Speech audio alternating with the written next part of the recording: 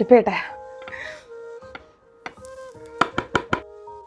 ഇതിൻ്റെ തൊലി വെച്ചിട്ടാണ് ഞാൻ കൂടുതൽ കണ്ടിട്ടുള്ളത്. പക്ഷെ എനിക്കൊരു പേടി, കാരണം തൊലി ഇങ്ങനെ കഴിച്ചാലോ. കളഞ്ഞിട്ട് മുറിക്കുകയാണ് നല്ലത്. ഇങ്ങനെ ആക്കണം. ഇങ്ങനെ രാമു, ഇങ്ങനെ ഇതിന് ഇച്ചിരി പണി കൂടുതലാ. നമുക്ക് ആ തൊലി അങ്ങ് കളഞ്ഞിട്ട് കട്ട് ചെയ്യാം. ബൈ ദ വേ, നമ്മളിപ്പോൾ ഉണ്ടാക്കാൻ പോകുന്ന കേക്കിന്റെ പേരെന്താ?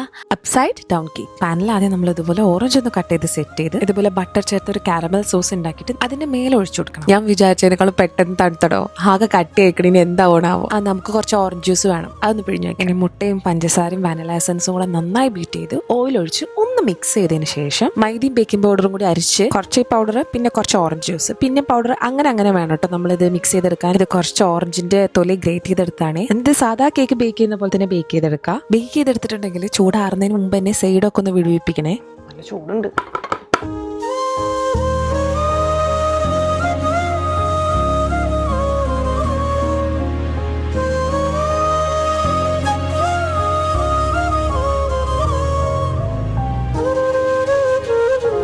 ഒരു ചെറിയ ടാങ്കി ഫ്ലേവർ വരുന്നുണ്ട്, പക്ഷെ ഒരു വെറൈറ്റി ടേസ്റ്റ്.